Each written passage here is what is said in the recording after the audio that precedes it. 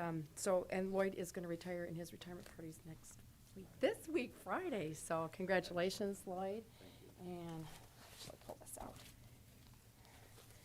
And our plaque says, to Lloyd Olson, in recognition and appreciation of your outstanding service and unwavering dedication to Director of Facilities 1997 through 2016. And I think we were going to do this again.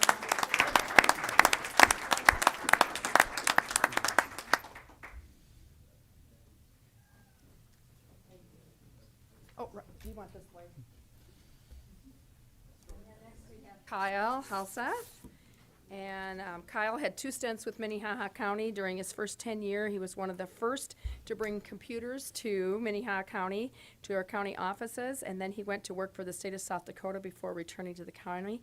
He was hired as Assistant Director for Equalization in 2006, and he was promoted to Director in 2012. And our plaque says, Kyle Halseth, in recognition and appreciation of your outstanding service and commitment to excellence as Director of Equalization 2006 to 2016.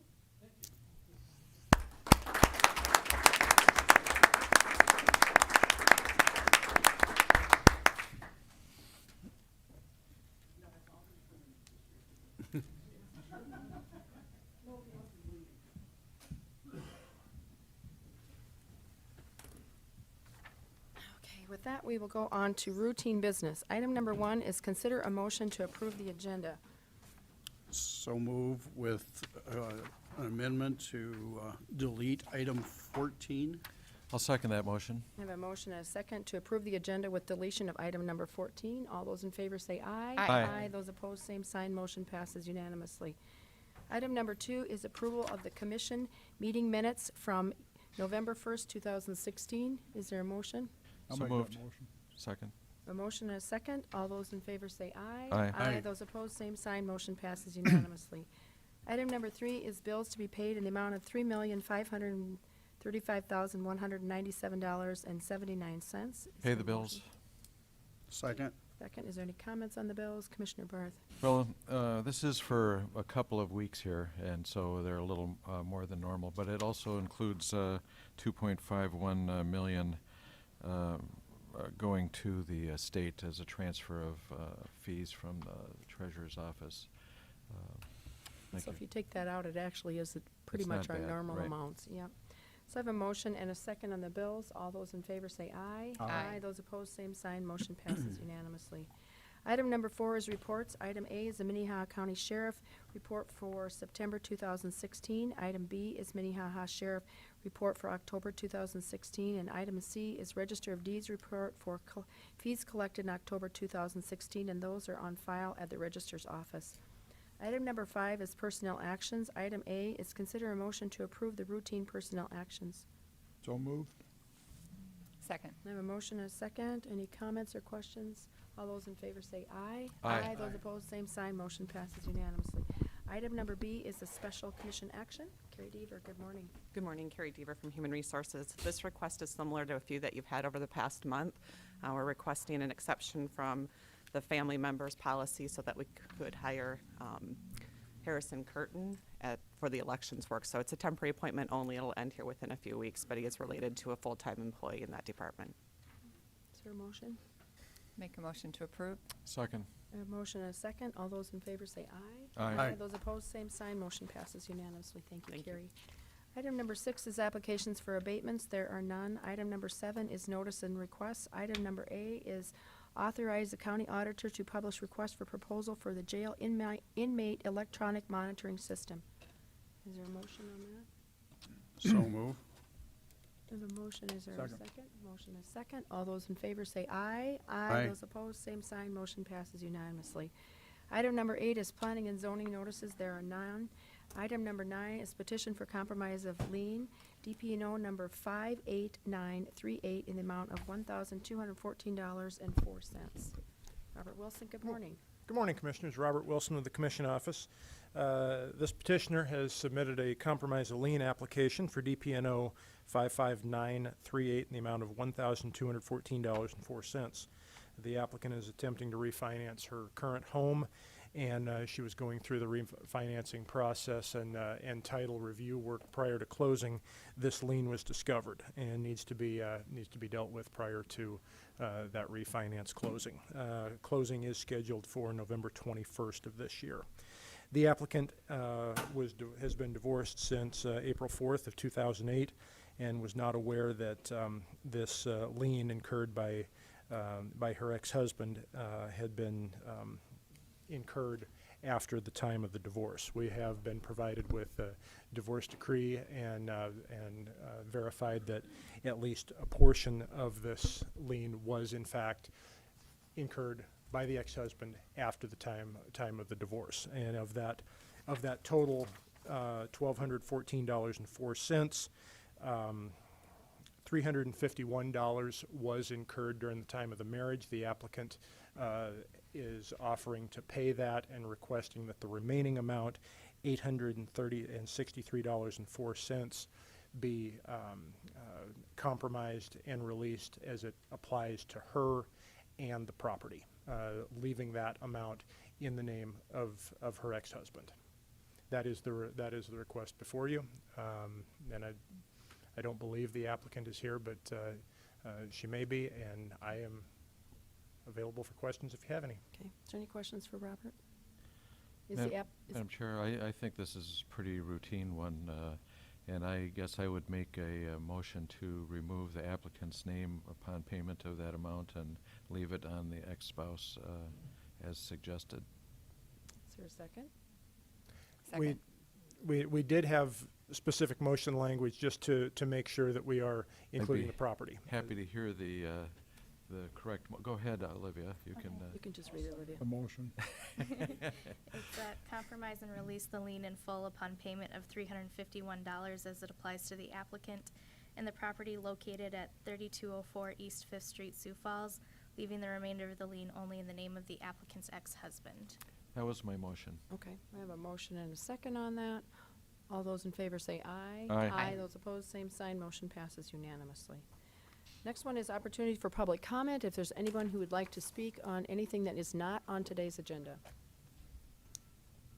Not seeing any, we'll go on to regular business. Item number 10 is public hearing to consider retail on-off sale malt beverage license transferred from Harms Oil Company to CC&F Retail Incorporated Friendly's Fuel Stop, 47155 250th Street, Baltic, South Dakota 57003, track 1 of the Oyen Edition, west 1/4, northeast 1/4, section 1, township 103 north, range 50 west, Lyons Township, 45155 250th Street, Baltic, South Dakota. Olivia. All right, so we received a application for a malt beverage license transfer from Yvette Donovan. They're just doing some corporate reorganization, so essentially they're doing from my understanding, a name change. We do have a affidavit here that shows that, and it was included in your packet. And we have received no concerns from state's attorney, planning, or sheriff's offices. Okay. This is a public hearing, so is there anyone who would like to speak in support of this? Anyone who wants to speak in opposition? Okay, look for a motion from the commission. Move approval. Second. Motion and a second. All those in favor say aye. Aye. Aye. Those opposed, same sign. Motion passes unanimously. Item number 11 is the third quarter rural ambulance quality assurance report review. Dr. Luther. Good morning. Morning, Commissioners. Nice to see Jeff you. Luther, your Quality Assurance Director for the Ground Service Ambulances. I have submitted the last quarter report that covers July, August, and September. I think that you have that before you.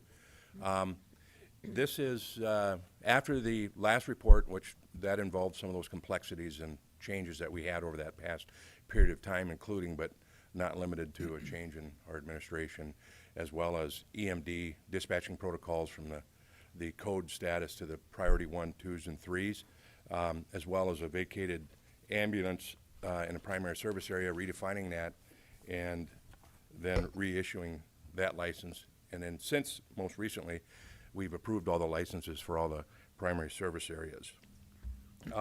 As per the ordinance, the reports that I received, they come to Lynn Young. Lynn Young has those then sent over to me, and then I take those back to the office and scan those, and then that's where I start the review.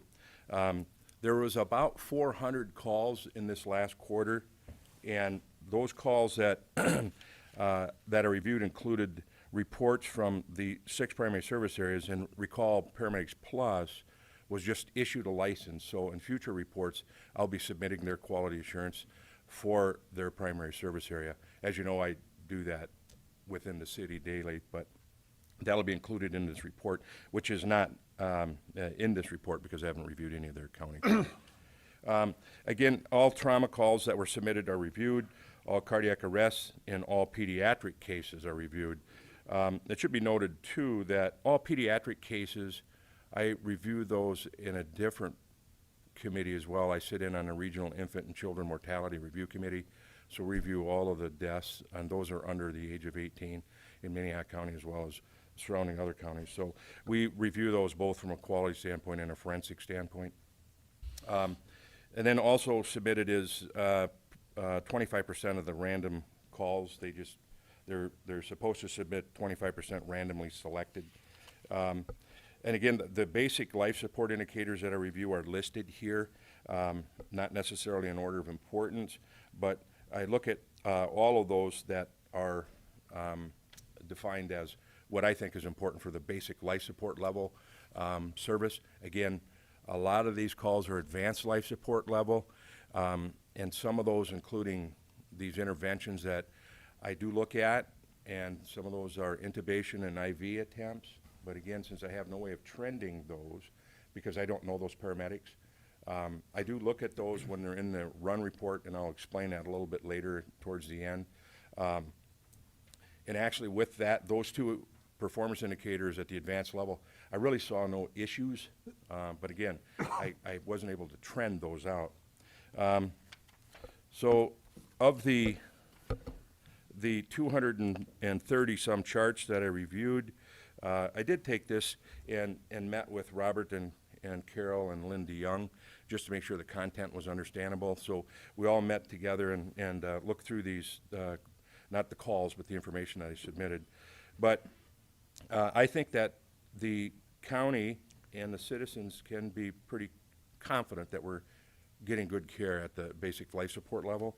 A couple of things that I looked at and I pulled, we did do an emergency transport on a couple of patients that were do not resuscitate. After some discussion, these usually come from a nursing home, and there may be some interpretation of the do not resuscitate order, so the patient then is transferred. But again, if we look at it and mine in deep, it can be an unnecessary use of resources. So that's something that's up to several different services that at this point would be out of my wheelhouse. But I pull those just because it could tax our resources. Again, most of it was just pretty simple stuff, documentation. Again, as I talked about the pediatric cases, I want to make sure I review those. And one in the narrative had said that he was a 20-year-old, but then the demographic said that the patient was actually a 17-year-old. That puts that in a pediatric. No harm, no foul. Some of the response times, they get 60 seconds to acknowledge and then 10 minutes to be en route. And some of those can be delayed for whatever reason.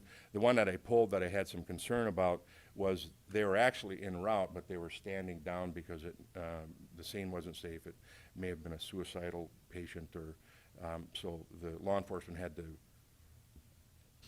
clear the scene before allowing the medics to approach. I also send out an email and a phone call to the ED managers of the 3 critical access hospitals, asking them if they've had any issue with any of our primary service areas in Minnehaha County. They see a lot of ambulances from all over, and the response I got back was there were no issues.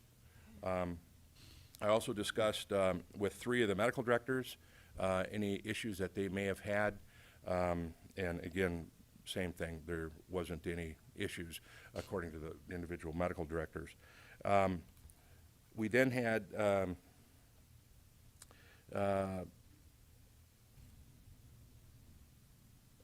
I reviewed the calls that I get a report. It's a big file, and that comes from dispatch, 911 dispatch. And so what I do is I break down, and you can see the individual call types, and this is just more of a slide for interest. But if you look at Humboldt, Del Rapids, Garrettson, now Jasper had no calls, and so that's the reason for the blank there. Again, these calls can be BLS or ALS, and you can see through the quarter the number of deaths, the call type specific for pediatrics, and then the life-threatening calls such as cardiac arrest, ineffective breathing, unconscious patients, stroke trauma, bloodborne pathogen exposure. All of the services have a post-exposure protocol set up so that if they do come in contact with a biohazard, blood, saliva, what have you, that there's a mechanism that they can be seen and assessed to see if they need any other intervention. Hazardous materials likewise. The priority is something that we look at. Again, our priority dispatch, remember P1 is the emergent, P2 is, it starts to drop off in the urgency in the triage scale. P3 is non-emergent. They actually have P4 and P5s, which involves transports and scheduled transports, but I don't look at those. The P1, whether it's dispatched as a P1 or transferred as a P1, has some importance because if we transport P1 unnecessarily, that's actually a public safety issue. We try and watch that. There's not a lot that we can do. What I like to see is them dispatched priority 1 and then they transfer priority 3, which means we did our job in the field and we're going to deliver that patient in an already improved outcome. So those are looked at in some detail. No transports.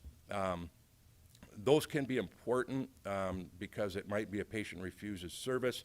All services look at these and they have their own, I guess, review process on them.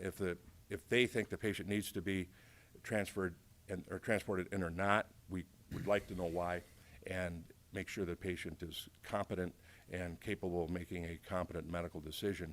Again, I don't do too much of that detail in the county, but those that are important will know, we'll hear about that. The dispatch, again, those time frames, particularly the acknowledged within 60 minutes, and they need to be en route within 10. Those are looked at, and across the board, everybody, from what I've seen, has been compliant. I also spoke at the American Heart Association recently. I was invited to speak, and I talked about quality assurance across the board, both ALS and BLS and RAMA, or rural and urban. And it was amazing the amount of questions I got afterwards. And it's more amazing, I guess, the limited quality review that's in some of these smaller services. We've had services across the state with 6 members in them, and they're in a hardship because if they lose their ambulance service, the next ambulance service may be 50 miles away. So it was a really interesting thing, and I think the feedback I got from them was useful, and we were able to convey some of those concerns back to the state. And remember, at the state level, you know, the EMT basics are under the Office of Rural Health at the State Health Department, or Department of Health, and then ALS is under the auspices of the Board of Medical and Osteopathic Examiners. But they are also, advanced life support is under the Department of Health, and they're across the building from each other. So hopefully, going forward, we'll be able to amalgamate those two, and we can make some good decisions. I have an appendix, the next slide I've got, which is just basically a breakdown of the percentage of the call types. Again, it's just more for interest's sake than any. It'll give us I look at, because I think it's interesting when we look at the demographics, the amount of cardiac calls that may occur in different areas. And you can take from that what you wish in terms of importance. Of course, more populated areas, we would expect more calls such as cardiac calls, et cetera. So again, that is more just for your interest. The other medical calls, those could be anything from belly pain to falls to fainting. And then there is a percentage of other that is things unrelated to medical. Could be a fire standby, a transport. Again, so those are really not under the review for this report. Dr. Luther, the response and level of service numbers, are those arrival on scene, or are they ambulance starts rolling, or what are they? And we're at where, Commissioner Kelly? What page? In the previous Let's say slide, I page think. 5. Oh, it is on here anyway. I don't know if that's right. Page 4. Four. Oh, sorry about that. This is what the services submit. This is what they submit on their application. So they don't all mean the same thing? They then? don't all mean the Okay. same thing. Okay. But what we do per the ordinance is to make sure that if, for example, Garrettson ambulance is up on the hoist getting the oil changed, and they don't respond, we will then dispatch automatic aid. And that's up to the service and 911 dispatch, if they're going to be out of service, to let them know. It doesn't always happen. You can have a flat tire, and if they don't respond within the 60 seconds, they get a second one notification. If they don't respond to that, then they'll go to automatic aid. So yeah, I'm sorry. This is I just leave this in there. It's a recurring slide, but this is what we had in our application renewal, the approval part of that, and that's what they submit. Thank you. And again, the each one of the run reports, and we've got that, I think, as a last example. I'm not quite ready there yet, but those runs that I look at are different from service to service, and so I got to kind of migrate around a little bit to look for the information I got. It's there, it's easy to get, but they're all different. I wanted to add this because I think it's important, particularly in recent times here. The Minnehaha County Sheriff's Office, a while back, that one of our concerns was getting to the scene with emergency personnel, and so I approached the sheriff, and it looked like it was going to be a great idea. So we got the training approved and done for several EMT, or the road deputies or sheriff's deputies that are trained as EMT basics. And they're able to do a lot of things initially on scene, because usually they will be there first when they're able to respond, and they can deliver initial care as far as spinal immobilization. They can assist with ventilations or breathing, stop bleeding, those sorts of things. They also have AEDs, and recently there was a case where the Minnehaha County Sheriff's deputy delivered a shock to an individual and restored pulse. We call it return to, or it was a return of spontaneous circulation, and so saved the patient. But and since or throughout the year, for example, there's several months where they responded to 100% of priority 1 calls. But for sake of this last nearly 400 ambulance calls that they were involved in, they responded to 82% of the priority 1 calls. Those are those life-threatening emergencies. And then 45% of the priority 2 and 45% of the priority 3 calls are the non-emergent.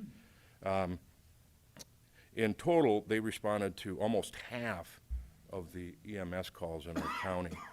And considering the number of those and the other duties that they are involved in, I'm very impressed by this. And if you look at the individual regions where they have responded, 58% in Del Rapids, 51% in Garrettson, 66% in Humboldt, and 32% in MedStar's territory. And once Paramedics Plus comes on with their licensing, we'll be able to trend that as well. And I have a slide here that just shows the types of calls that they respond to. So they're involved in a lot of different types of EMS calls where they can perform a lot of highly valued initial skill sets. And then lastly, I submitted a sample report. Again, I just pulled one off the top and printed it so I could white out some of the demographics that are important. But to give you an example of what an EMS report looks like, this one happened to be, well, this one's interesting because it's primarily ALS, but it involves everybody, including Sioux Falls Police Department, the Sheriff's Department, and this one was MedStar Ambulance. On page 2 of 2, you'll see a sticker. And this sticker is a performance indicator that I apply to the printed form before it's scanned in, and then I can just check off those performance indicators. And you can see I do have IV success, intubation success. I put non-applicable on those, but I do have a separate report that I can discuss with the medical directors for that. But again, that is something that's outside the purview and the scope. But since a lot of these calls are primarily ALS, I feel that I should look at those.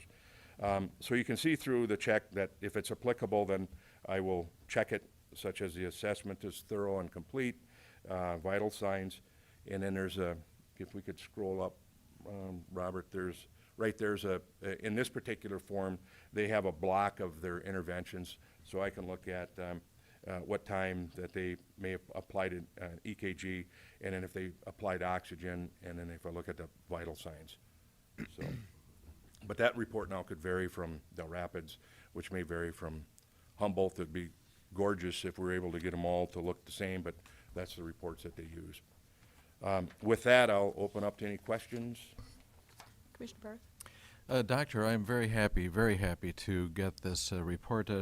You know, going back to the transporting of people that have do not resuscitate, having gone through that process of elder care, I don't think any of us know the facts of life until you go through elder care.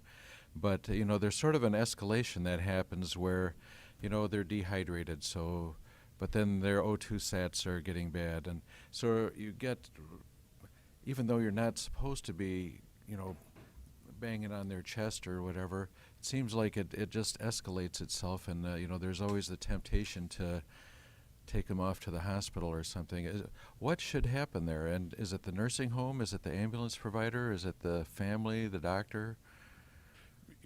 Actually, all of the above, and it's a very good question.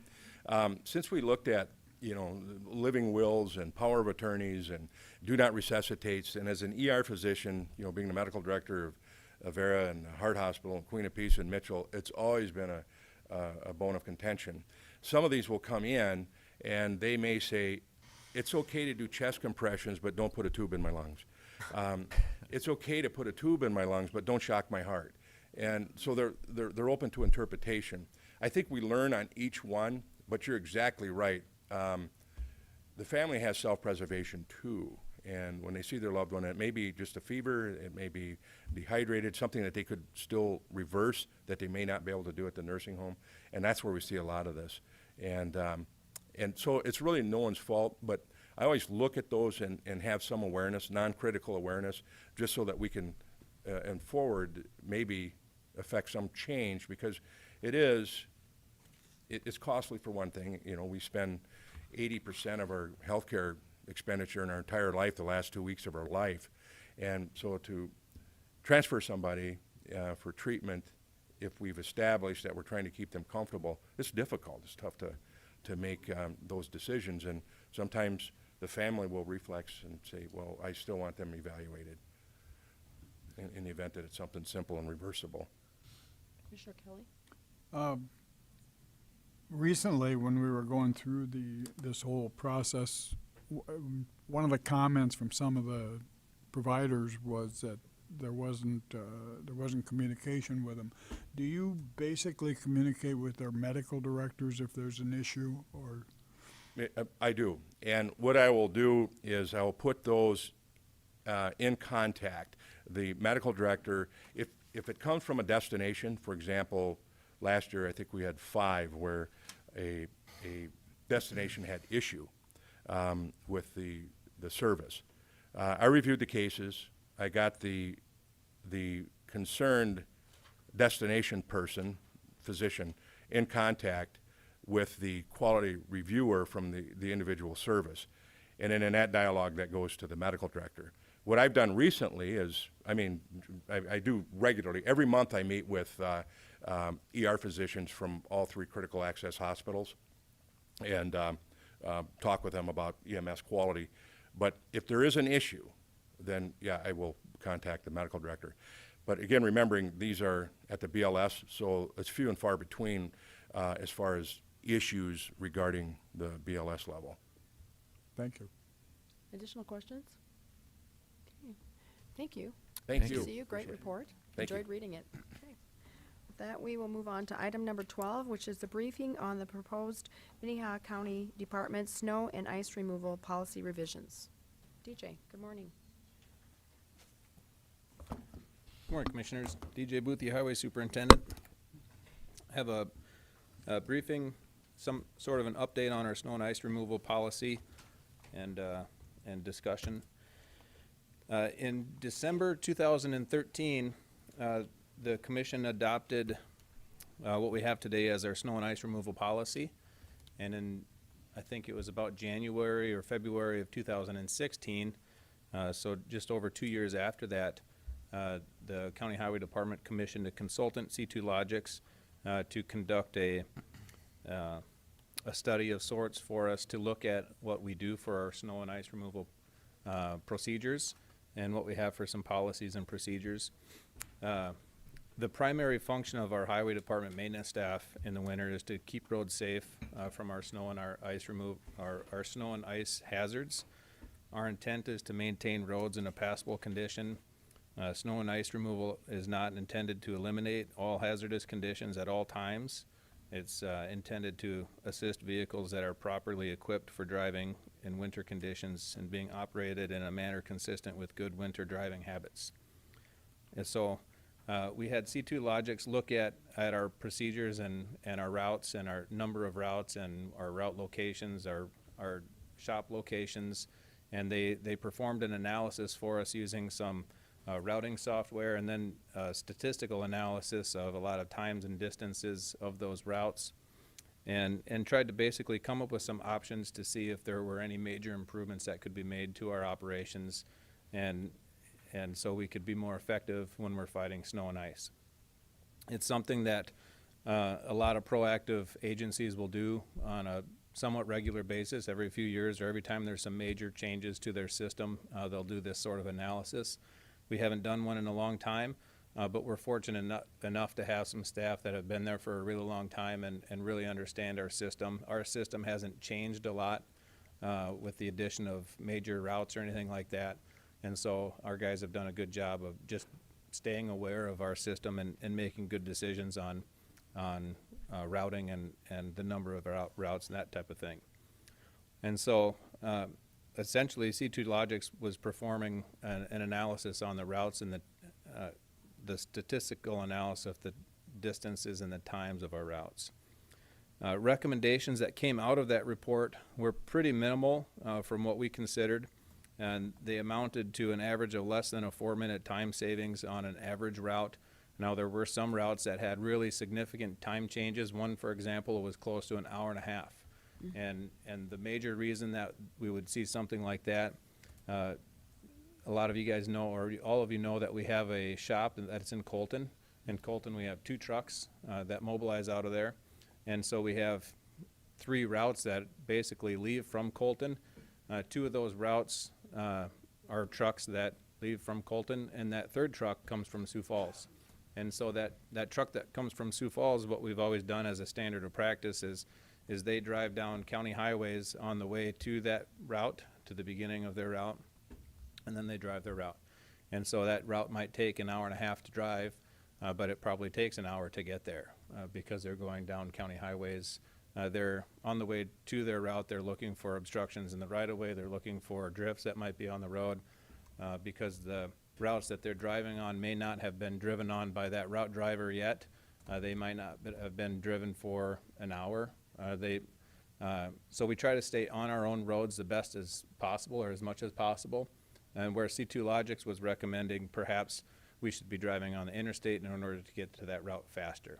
And in this case, that would have resulted in probably an hour and a half time savings for that particular route to be completed. Had they left our shop, gotten onto the interstate, drove directly to their route, and plowed their route. And so we are going to look at specific cases like that, but overall, we want to stay on our roads and have as many of our own drivers looking at our own system as possible, rather than having our guys off on state routes or the interstates, not really seeing what the conditions are on our own roads. And so the bottom line, the report verified that we're doing a good job with our routing. They didn't recommend a change in the number of routes. We have 18 snowplow routes, and they recommended keeping those 18 routes. In a perfect world, we might be spread out a little bit more throughout the county by having a different a shop somewhere else, Del Rapids or somewhere else, just to be geographically spread out a little bit more. But when you do that, you have other issues with running your department. And so the way that it is right now with 2 trucks in Colton is the way that we're going to stay for right now. And if we were to look at some changes in the future sometime, maybe we would add a truck in Colton to try to reduce the deadhead time, or the amount of time it takes to travel to certain routes with your plow up. One of the recommendations that did come out of this analysis, and that we had talked to them about, and so they were aware that we were looking at and we're going to be implementing. I'm happy to report that the county administration has successfully negotiated a highway labor union contract. Later on the agenda this morning, you guys are hopefully going to be approving that. The labor union approved it in the last couple weeks and have signed off on it. In that union contract, they authorized the start time changing from as early as 5 a.m. to now 4 a.m. And so that's something that we've looked at.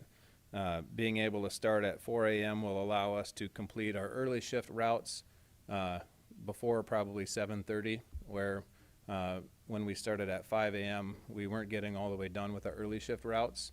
And so we were having some issues with the morning commute, and especially in some of the busier areas. Our early shift routing system is, we have usually five people that come in early in the morning, and one person stays at the shop and is kind of an organizer or communicator with the guys that are out on the roads. There's 4 guys that go out on the roads, and they kind of split the county up in quadrants, and they go and tackle the highest traveled routes. There's about 180 to 190 miles that are driven by these 4 route drivers and early on in the morning. And we, like I said, we try to get that done by 7:30 when the rest of the crew comes in.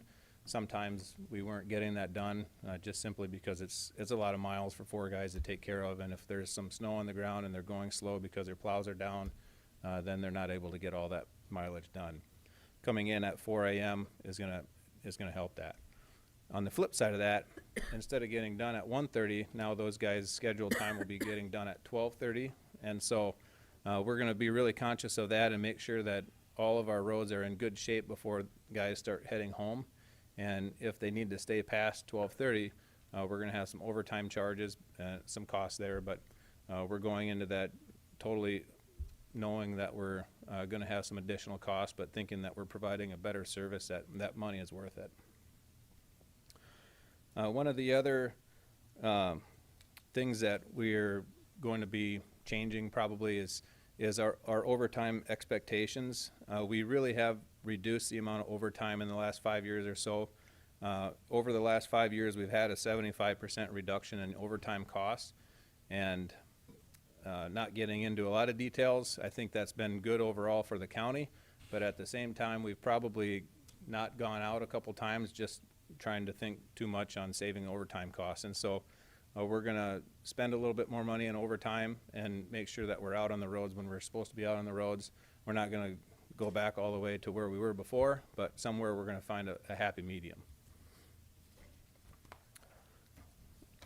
One more improvement that we made that was recommended by our own staff, and is going to be a really great improvement, is over the last several years we've been using brine in addition to our salt and in addition to our salt sand. And brine is basically a liquid saltwater mixture that gets put onto the salt as we're spreading it onto the ground. It helps activate the salt that gets put down. It helps melt the roads better. It has a really good effect on our road system. And it's almost foolproof where it's not going to turn around and freeze if the temperatures drop and freeze real hard and stay that way, the way some other chemicals might react. And so it's really popular in the industry. It's really gaining a lot of popularity. Lincoln County was just up yesterday looking at our system. They're wanting to implement brine usage in their county. And so one thing that we are doing is adding a brine tank, or we have added a brine tank this summer in Colton. And so now all of our fleet will be able to use brine, and it will be readily available for everybody. And so we added a 10,500 gallon brine tank in Colton at the shop there. And so our brine usage is really going to go up, which we think will be able to provide a lot better road system throughout the whole winter. As far as our policy goes, everybody should be somewhat familiar with our current policy. We have made just a couple small minor revisions. Looks like Robert is going to scroll down to that. I've made a couple recommendations for revisions to this policy, and they're in red there. I added an introduction part of an introduction paragraph that just kind of further describes what our intent is for the snow removal process, and that's how I started my presentation today, was just reading off that paragraph. It kind of sets the standard that we don't have a 100% clear pavement policy. That's just not feasible in a rural environment with the resources that we have. And so we do the best that we can. We're out there as much as we can with our staffing the way that we have. Sometimes there's going to be some roads that are going to be slippery, or going to be snowy or icy, or maybe even non-passable. But we're going to do the best that we can in order to clear the snow. And the second modification there, a little bit farther down, Robert, is in the operation hours, changing that from 5 a.m. to 4 a.m. in the morning. And it still does say that we go typically until dusk. And as you know, in the wintertime, that can be pretty early. And so a lot of times we are going to be going a little bit after dusk, but we don't like to make a standard practice of going to, say, 10 o'clock at night. Our guys that are working at 10 o'clock at night would be the same guys that are showing up at 4 o'clock in the morning if we're having a snow event, and that's just not going to be safe on a regular basis. And so if we have a major event, we'll be out there at 10 o'clock at night. But if it's something that we can kind of work through, our standard procedure will be to go through dusk, sometimes 4 or 5 o'clock if we need to, and then get off the roads for the afternoon commute, and then rest it up for the next morning. So with that, I'd like to answer any questions that anybody has about the study, about the policy, about the revisions that we're proposing. Any questions for DJ? Commissioner Bender? DJ, the early shift route that you referenced, the 4 a.m. route, is that published somewhere on our website so folks can see what roads are going to be cleared first if there's an emergency or they're trying to get somewhere? We haven't published it in the past. It's certainly something that we could do. Because it might be a little bit inconsistent just based off the weather that we receive, I would maybe hesitate, or I'd want to think through that before we went and posted that map. But we do have certain routes that we've identified, that 180 to 190 miles that we try to get to first. I would probably want to think through that well before we went and posted that online. Okay. I mean, I think it would be something that would be worth giving a little thought to. It'd be helpful for some people who wouldn't typically be out at that time in the morning, but need to get to a hospital or something. And maybe if we worded it such that special attention will be put towards these routes, but it's not guaranteed that they're going to be cleared at 4 o'clock in the morning, then maybe it's something that might be a little bit more acceptable.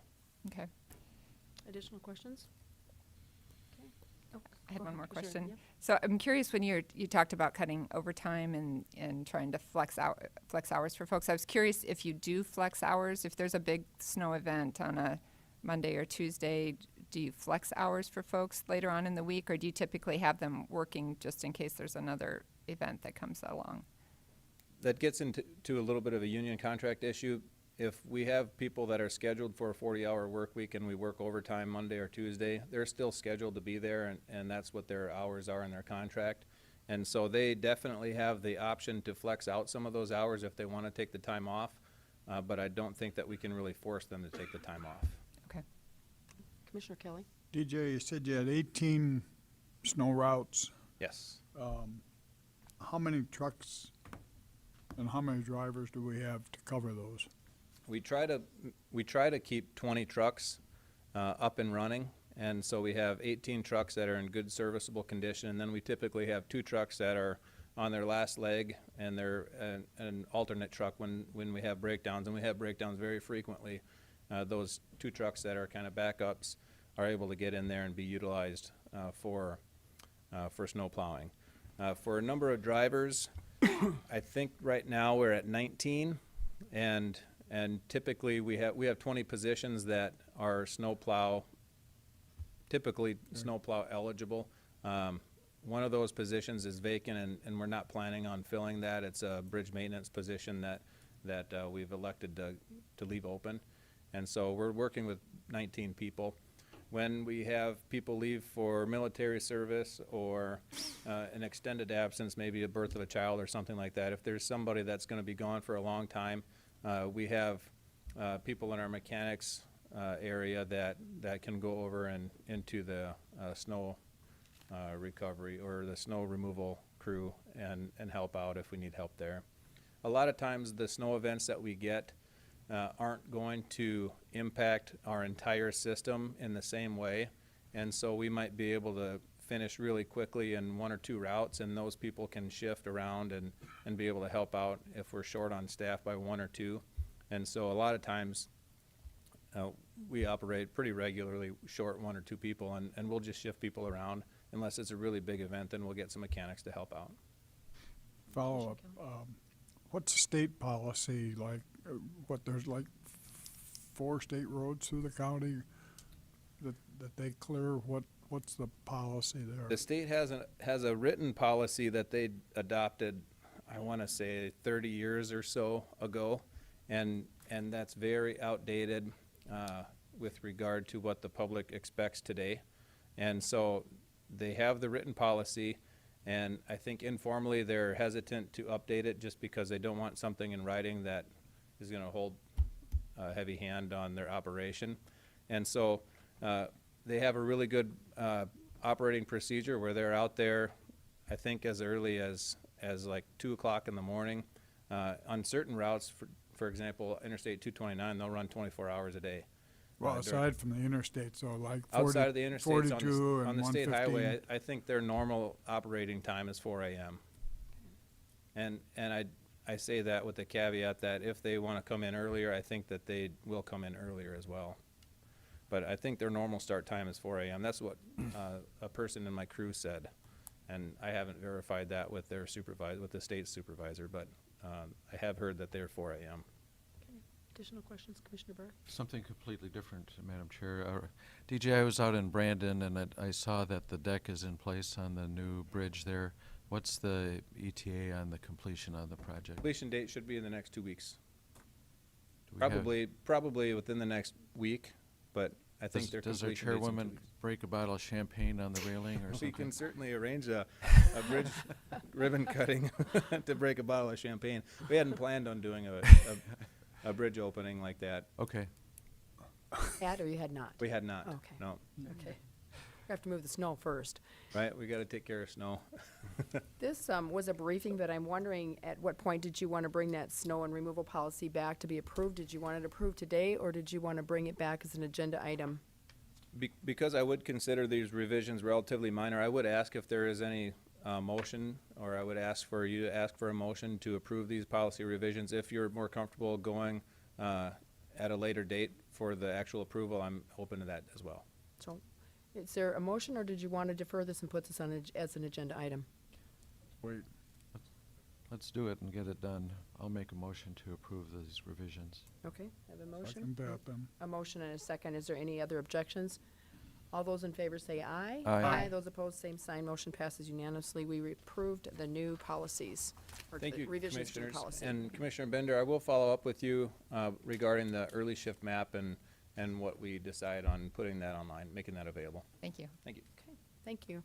Item number 13 is consider a motion to authorize Emergency Management Director to enter into an agreement with the South Dakota Office of Homeland Securities for grant funds for the amount of $491,733.73 for record management joint protection or project, between Minnehaha County and the City of Sioux Falls and Metro Communications.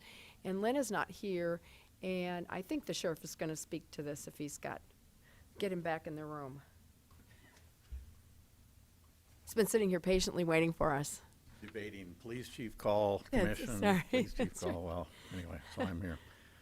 Commissioners, Lynn DeYoung's in training today, so I just wanted to touch real briefly on the Homeland Security Grant Award and just ask for your authority to have Lynn DeYoung, our emergency manager, electronically sign the grant award.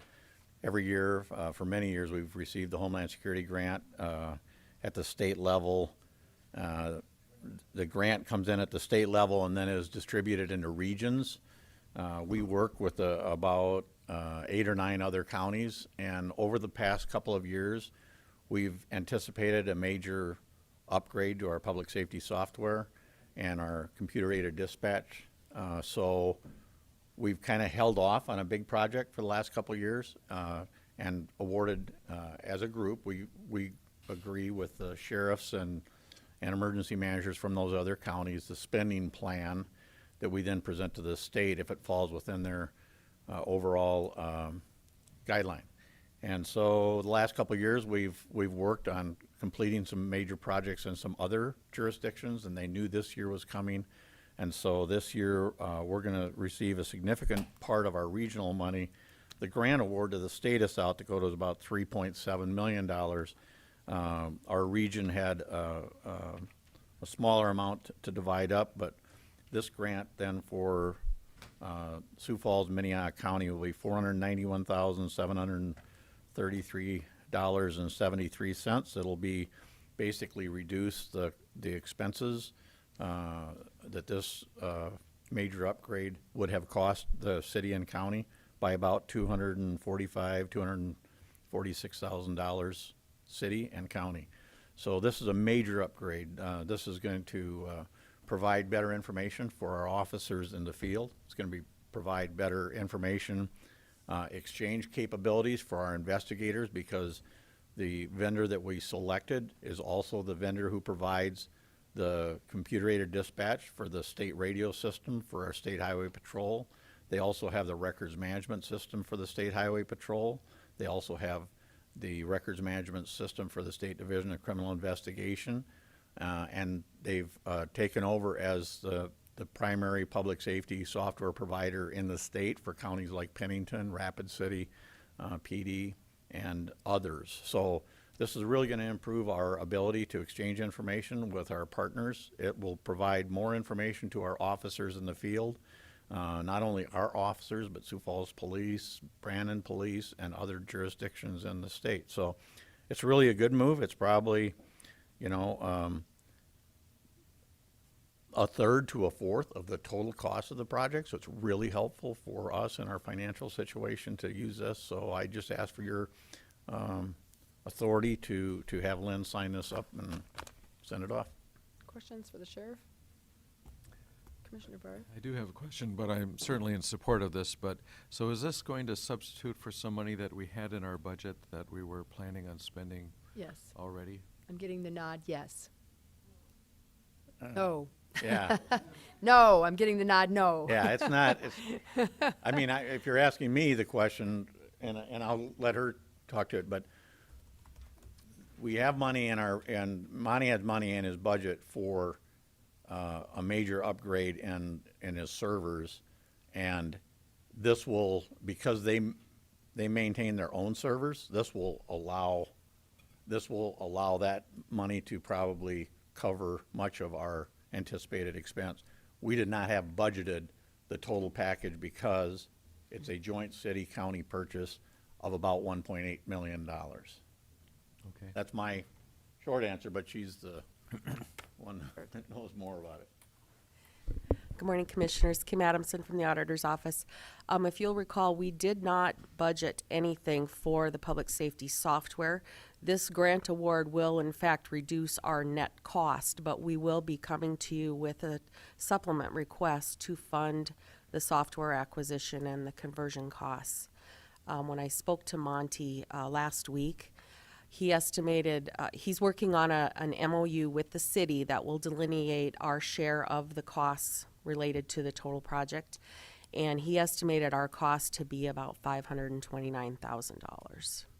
So this $245,000 grant then will offset that. We'll be finding that in savings in the end of our budget. Right. Correct. Okay. I'd make a motion to authorize the Emergency Management Director to enter into this agreement. Motion Second. second. Any other comments or Well, questions? I got a Commissioner question, Kelly? Mike.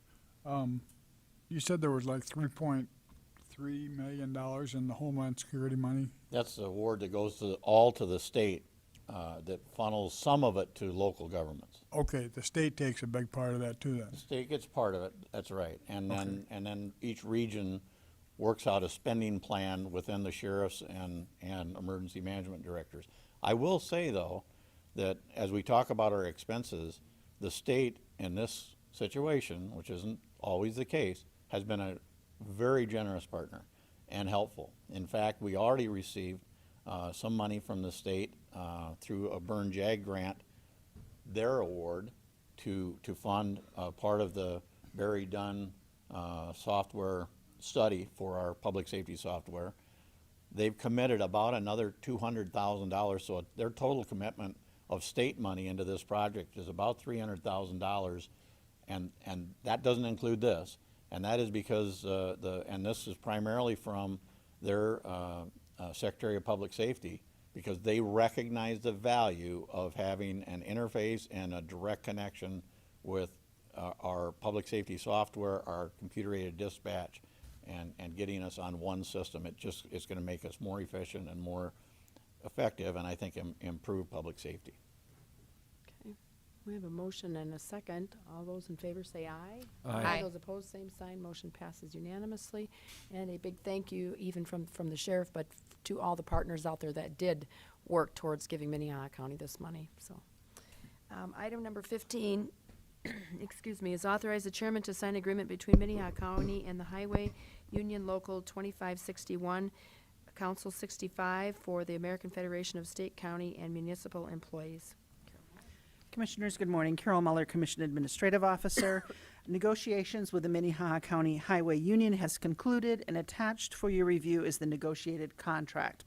This is a 3-year contract, and for 2017, 18, and 19. The contract has been approved by the Highway Union and signed by their representation. Just a few highlights of this contract. Wages, the association is guaranteed a minimum of a 2% matrix adjustment for 2017, 1% matrix adjustments for 2018 and 19, with the caveat that if Minnehaha County Commission approves a greater matrix adjustment for general, i.e. non-union and non-elected employees for any of these years, the union will receive the percentage that is greater. The early shift, which Highway Superintendent Buthe covered earlier, was a good summary of that. In the event of inclement weather, when roads are to be plowed, start times may move from 5 a.m. to 4 a.m. And with that, we would submit for your consideration, the approval of the 3-year contract with the Highway Union. Questions for Carol? Motion? Move. Go ahead. Motion to approve. Second. Motion and a second. All those in favor say aye. Aye. Aye. Those opposed, same sign. Motion passes unanimously. Item number 16 is a briefing on the Minnehaha County Jail Project, replacement of the Community Correction Center, and the jail intake expansion. Carol Muller. Commissioners, in preparation for the November 22nd vote to move forward with the certificates of participation, or the COP funding that you'll often hear us reference that at, for the replacement of the Community Correction Center and the jail intake, the draft resolution is presented for your review. This process began 4 years ago when it was recommended, highly recommended, I believe, that the Community Correction Center needed to be replaced as a facility that absolutely did not work for the purposes that we've been continuing to use them for. So just a few highlights of what we've decided and how we're moving forward. The building committee considered an offsite, i.e. a greenfield option versus a campus expansion. It was recognized that a greenfield option would have considerable long-term financial impact on staffing, as you would have inmate transportation along with duplication of medical, food service, security, etc. With a campus expansion, the transportation and staff duplication would be eliminated, and we would have a more cost-effective ongoing finances for this. The jail has a decreased need for work release and dorm-style beds for low-risk inmates and an increased need for secured beds, and this impacts the design of the jail. The current jail style remains as being state-of-the-art, and we are fortunate to be able to replicate these features for secure beds in the new facility. The intake booking was scheduled to be replaced in the last jail when we built the new jail that we have right now, but it was pulled due to financial constraints. This limited area now does 20,000 bookings per year. A newly designed larger space will meet these needs much better. The design of the building will allow a phased-in operations based on bed needs so that we're able to grow into it as we have the needs, therefore representing some cost savings and cost efficiencies for the county. The replacement facility will have the capacity of 320 beds. In October 2013, a projection of needing 791 beds by 2028 was given to the county by a consultant. This generated a number of needing 400 replacement beds. Since then, that 400 number has been reduced to 300, primarily because our sheriff's department has put in place the electronic monitoring system, and that has reduced the number of work release inmates. We've got the 24/7 program, and we are also in the process of working with the Arnold Foundation for implementation of pretrial reform / risk-based approach to decrease the number of inmates held who do not present a public safety risk and will appear for court.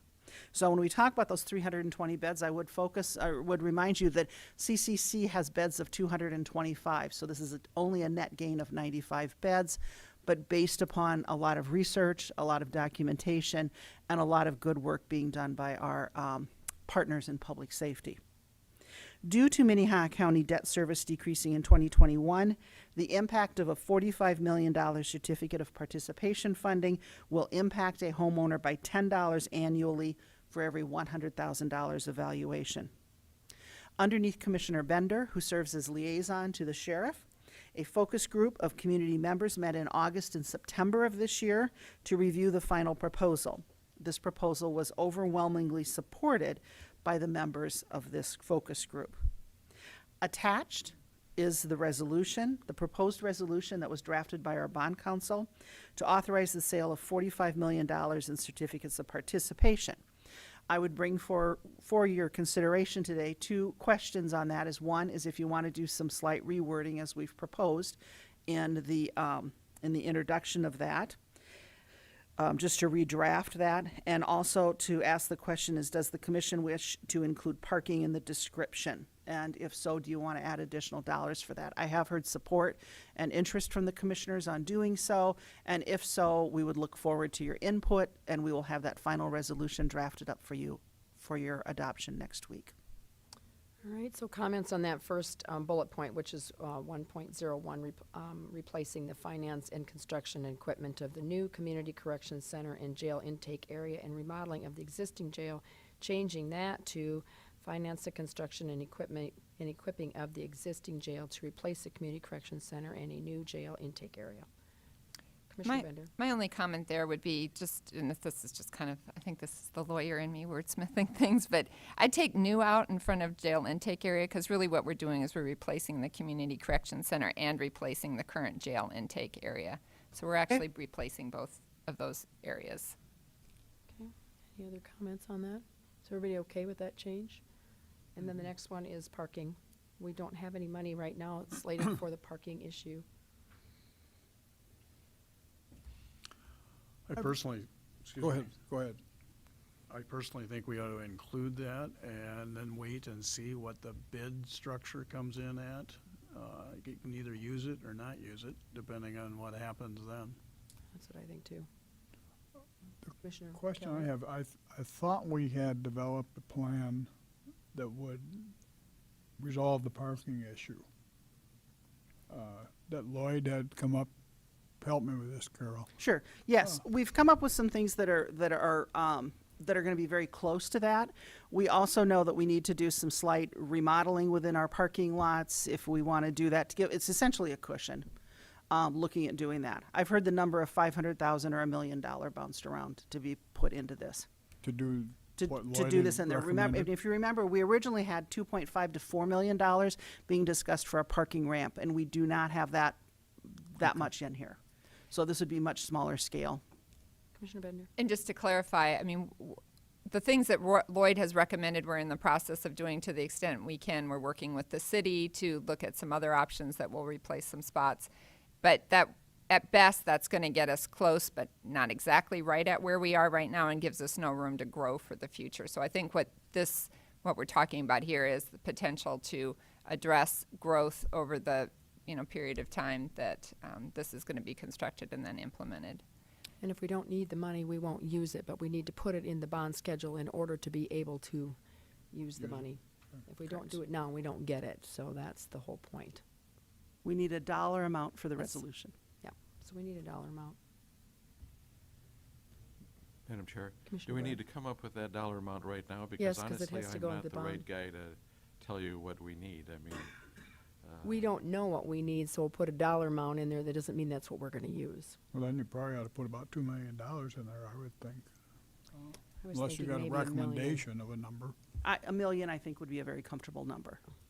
Commissioner Bender? That was the number that I was thinking. I mean, with the idea that, there's still, options to explore, and with the idea that I don't think any of us here are looking to spend money that we don't need to spend, but if an opportunity comes up, there certainly are going to be ongoing needs in this area for parking, and so it would be good to be able to have funds to address those. Is the $1 million enough, though? I realize we won't spend it if we don't need it. I just thought maybe a cushion in there would allow a little more freedom in case it came in, say, at $1.2 million or something like that. I think if it comes in at $1.2 million, that we look at savings in our general fund or other ways of getting that cash. I want to be responsible about this. And recognizing that we're all don't have hard numbers right in front of us that we're looking at right now, but I want to be able to have some opportunities. So I think $1 million is reasonable given the information that we have right now. I think we need to be realistic too, but I'll go along with that. Any other comments? Okay, I guess you have your marching orders. Put in one. Thank you. We will prepare that resolution, taking the word new out, and the resolution with $46 million. Okay. Thank And you. the We'll be plan- back next week. The plan is next week to vote on this. Sheriff? After 4 years, I can't not get up and say something. But actually, the only thing I wanted to touch on is a conversation I had this morning with Sheriff Johnson from Lincoln County. I think there's great relief, I can tell you with him personally, and with people in Lincoln County, just because this will help them. They recognize, they're taking prisoners all over the southeastern part of the state. This is going to relieve their problems, and this is good government because we're working with Lincoln County. We've been in contact with them. Is this going to be the 10-year plan for Lincoln County? We don't know, but for now, they're looking for secure jail beds, and this is really going to be a good partnership with Lincoln County, and I look forward to involving them. If you'll remember, when we dropped our number down to 320, we really have we didn't calculate in Lincoln County's beds, and we didn't calculate in U.S. Marshals beds. So if we, if they all went away, we still need 320 beds.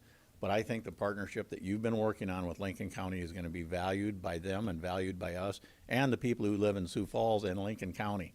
Makes good sense. So I'm encouraged. Sheriff Johnson's relieved, I think, and quite frankly, the U.S. Marshal here has got to feel some sense of relief as well that you're moving forward, because we, even though we didn't put any beds in for the U.S. Marshal Service, it's certainly going to be your option on opening day to rent some of those beds out to meet the needs of the federal government for U.S. Marshals beds, which brings revenue in like we did the last time. So I appreciate your work on it and look forward to the vote next week. Thank you. And we're working on a memorandum of understanding with Lincoln County to hopefully give them access to beds for about 5 years or so, that they would have guaranteed beds. So it's not signed yet. We'll hope that'll be soon. So, all right, with that, we'll go on to item number 17, which is consider a motion to concur with the action of the chair to reappoint Commissioner Benega to the Minnehaha County Housing and Redevelopment Commission. Robert Wilson. Morning again, Commissioners. Robert Wilson of the Commission Office. The county's Housing and Redevelopment Commission was created by resolution of the County Commission back in 2010, February 10th of 2010. The Housing and Redevelopment Commission is the general partner in the Safe Home Limited Partnership, and the limited partnership is the legal owner of the Safe Home facility up on 3rd Street, 320 West 3rd Street. All appointments to the HRC are for 5 years, and Commissioner Benega was first appointed to the board on October 11th of 2011, and his term expired this past October 11th. Commissioner Benega has been a very valuable partner and member of that board with his experience working with housing and tax credit issues, and has expressed a desire to continue serving in that role. Appointments to the HRC are made by the chair of the county commission with the concurrence of the other 4 commissioners.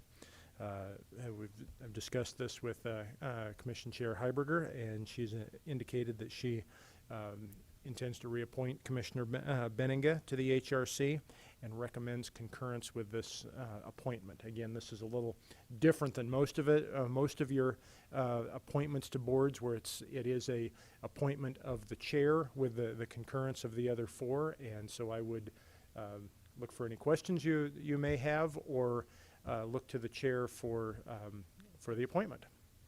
I'd make a motion to concur with the chair on this appointment. Second. I have a motion and a second. All those in favor say aye. Aye. Those opposed, same sign. Motion passes unanimously. Thank you, Robert. Item number 18 is consider a motion to authorize the chair to sign the Juvenile Accountability Block Grant, the JABG, extension notice and award to February 28, 2017. Good morning, Commissioners. Carol Muller, Commission Administrative Officer. I am asking for approval from the Commission for the Chairman to sign the grant extension notice of award for JBIG Juvenile Accountability Block Grant. JBIG has been a focus of local governments developing programs supporting the promotion of accountability of juveniles involved in the juvenile justice system. This year was the last year for the funding, and this is just simply an extension of that funding because the dollars have not all been used. The grant was awarded to utilize juvenile MRT, which stands for Moral Recognition Therapy. It is a well-known, well-established national program that is evidence-based. And it has a demonstrated decrease in recidivism. This funding was not spent down in the time allocated, and this is the second extension being granted. So with that, would request permission for the chairman to sign this document. Make a motion to allow the chair to sign this document. Second. Motion and a second. Any questions? All those in favor say aye. Aye. Aye. Those opposed, same sign. Motion passes unanimously. Item number 19 is Minnehaha County Chair Liaison Reports. Are there any reports? Commissioner? I'll just give a very brief one from this morning. Commissioner Heiberger and I met with the Public Defender's Advisory Board before this meeting. And one of the things that happened during our budget season, if you will, is that we have a social worker now working with the Public Defender's Office, and she actually is being trained by the Southeast Area VOTEC support of a seminar that she's attending, and they've already identified and been very successful, if you will, in some of the frequent flyers that we have for inmates on a regular basis, by diverting them from reappearing, if you will, back in jail, because they have now met the requirements that the judges have assigned to them based on visits and making appointments and those kinds of things. So it's, at this point, it appears that it's going down the right path, and the people that we have worked with so far before the training that they're participating in seems to be very successful. So that's a good thing. Keeping people out of jail is the long-term effect, I think, of what's going on right now.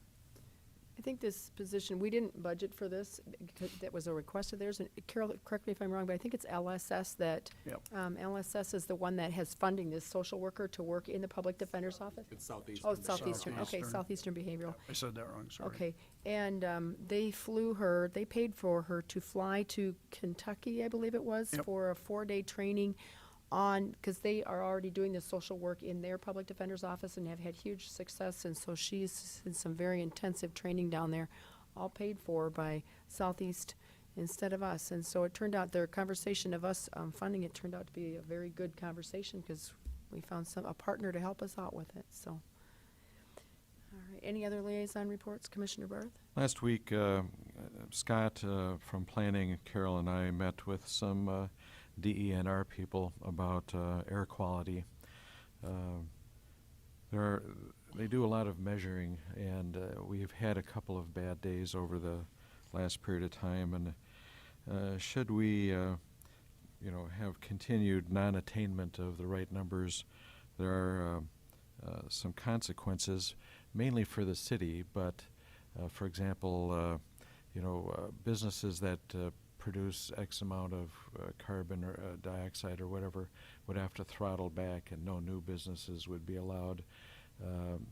But those new regulations or those additional regulations are not on the horizon at this point, but it's mainly, I would say, a city issue. I think we don't have any emitters in the county that are causing issues, but there are a couple in the city that are fairly high up there. But it is a serious thing if it were to kick in. And we have a Sioux Falls monitoring site, for example, at the deaf school, and others are other areas around the state. But just something to keep an eye on. Additional reports? Okay, that will go on. Is there any new business? Is there any old business? Look for executive session for potential litigation, personnel, and contract negotiation. So moved. Second. A motion, a second. All those in favor say aye. Aye. Those Aye. opposed, same sign. Motion passes unanimously. We are adjourned.